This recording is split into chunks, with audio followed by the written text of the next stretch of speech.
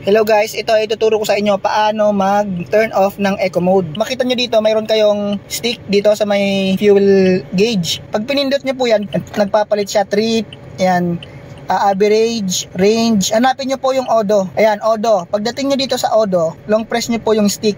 Ayan, long press nyo yung stick.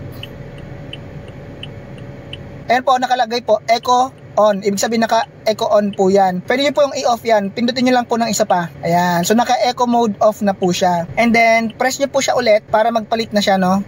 Yan, babalik niya siya sa odo, then pwede na po kayong lumipat kung ano yung gusto nyo. So naka-eco mode off na po siya. So pag naka-eco mode off na po siya, mas malakas po humatak yung sasakyan natin. Pero medyo mas malakas din siya ng konti sa gas. Yun din po yung ano niya, yung disadvantage niya. Malakas siya sa gas, pero yung advantage niya, malakas po siya sa hatak. Ginagamit ko po yan pag mga paahon. At tatakbo natin ng mabagal lang, pero hindi po siya mag-eco on, no? Hindi po umiilaw yung eco on, no? Yan. Dito po natin makikita yung eco on, no? Yung on and off. Ganyan po mag-turn off ng eco mode on. Kung ibabalik nyo po, ganun pa rin po. Dito sa odo, press nyo lang po ulit. Ayan po, naka-eco off. Ayan, so i-on natin, pindutin nyo pa ng isang beses. Ayan, so eco on na siya. Tapos long press nyo lang po ulit para bumalik ka po dun sa mga options. Ayan, tapos pwede nyo na po ibalik.